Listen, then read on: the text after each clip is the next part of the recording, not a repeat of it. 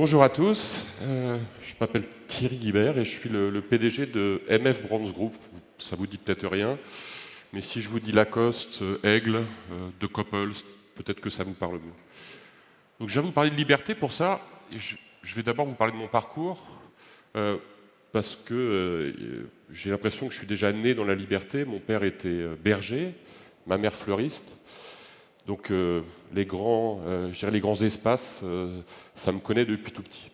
Et puis mon parcours, il a été jalonné, et j'ai eu la chance d'avoir cette liberté par des décisions, voilà, souvent liées à ma capacité de prendre ma vie en main. À 15 ans, je décide d'arrêter l'école, de rentrer dans un centre de formation de sport.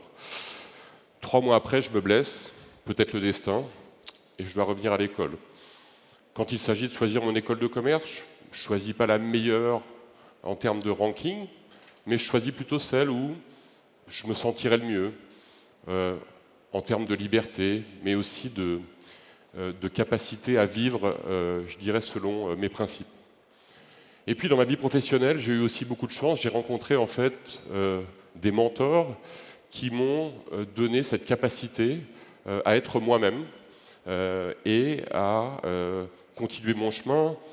J'ai passé 12 ans chez Kering, ex-PPR, et voilà, la famille Pinault m'a donné aussi la capacité m'a nommé à 35 ans directeur général de la Fnac. Et puis ensuite, j'ai suivi un parcours qui est ce qu'il est. Mais si je vous parle de tout ça, c'est que j'en ai tiré beaucoup de choses aujourd'hui. Et quand il y a 6 ans maintenant, j'ai pris notamment la tête de Lacoste, et que j'ai réfléchi un peu à la façon dont j'allais inculquer cette valeur de liberté au sein de l'entreprise et de mon groupe. J'ai d'abord pensé à la façon finalement dont mes collaborateurs le vivaient. Et on s'aperçoit notamment dans le monde de la mode, qui est un monde créatif, que la liberté est synonyme de créativité. Voilà. Sans liberté, il n'y a pas de créativité. Alors c'est vrai dans la mode, mais c'est vrai aussi dans le management au quotidien de l'entreprise. C'est des fondements extrêmement importants qu'on a mis en place depuis maintenant quelques années, autour de valeurs dont la liberté fait partie, le respect, la tolérance, tout ça est très lié, et la capacité de faire avancer vos équipes et de leur donner toute la liberté d'agir, de les guider, mais de leur donner toute la liberté d'agir, finalement, dans un monde économique qui est une jungle. Donc il faut être le guide, mais encore une fois, il faut leur laisser une grande latitude d'action.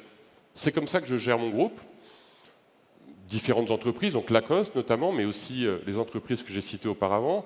J'ai 5 directeurs généraux, j'ai un comité exécutif. Souvent on me dit, mais comment tu fais pour gérer, quel temps tu trouves à gérer toutes ces marques? Très facile, je laisse à mes équipes un champ d'action le plus large possible. Et je leur donne les clés, je dirais, de leur propre destin. Et je pense que c'est une idée fondamentale aujourd'hui qu'il faut développer. Le monde dans lequel nous vivons, et beaucoup d'intervenants l'ont dit avant moi, est un monde plein de contraintes. Il faut donner à nos jeunes générations, à nos équipes, la capacité d'être libre. Être libre, c'est d'abord se sentir bien, c'est d'abord être tolérant, c'est aussi faire une différence absolue entre, je dirais, la vie professionnelle et la vie privée.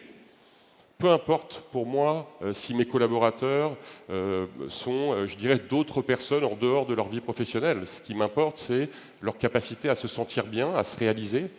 Et je pense que c'est une clé managériale extrêmement forte aujourd'hui, qu'on n'utilise pas assez. Je crois qu'on est dans un monde qui va nous faire évoluer, évidemment, systématiquement, mais à nous aussi de donner ces clés, je dirais, à ces jeunes générations, de se prendre en main. L'entrepreneuriat, c'est la capacité d'agir, évidemment à être libre d'agir, mais l'entrepreneuriat, c'est aussi la capacité d'agir, à être libre, c'est aussi la tolérance. C'est tolérer, je dirais, l'environnement dans lequel on vit pour pouvoir, je dirais, s'y réaliser. Donc c'est comme ça, et c'est ces règles de management voilà, que j'applique au quotidien avec l'ensemble de mes équipes, voire des équipes heureuses d'arriver au travail. C'est des choses simples, mais tellement importantes. Je crois que le lien entre la productivité et la liberté est extrêmement fort, probablement pas assez développé aujourd'hui dans nos entreprises. Je me rappelle d'une anecdote qui m'a fait réfléchir à ça. J'ai fait de l'audit j'ai fait 3 ou 4 ans d'audit avant de rentrer chez Kering à l'époque. Et je me rappelle d'avoir été un assistant et de suivre évidemment les équipes dans différentes missions. Et je me souviens de cette privation de liberté que je sentais à ce moment-là. C'était une façon, je dirais, on avait des missions en province notamment, de dire, ben voilà, tu es assistant, finalement, tu n'es pas libre. Tu dois rester avec nous, tu dois rester dans un carcan, Et je me sentais étouffé, et c'est pour ça que je suis sorti, je dirais, probablement de ce domaine de jeu, voilà, pour aller vers un autre, dans lequel aujourd'hui, évidemment, je suis très heureux. Donc voilà, je voulais vous dire avec mes mots, quelles étaient pour moi, finalement, cette notion de liberté, notamment en termes de management. Encore une fois, capacité à laisser agir, capacité à laisser oser, capacité à laisser vivre nos équipes pour qu'elles puissent justement se développer et pour que nos jeunes générations aujourd'hui aient envie à nouveau, si elles l'ont perdu parfois, de revenir dans l'entreprise et de s'y réaliser d'un point de vue personnel.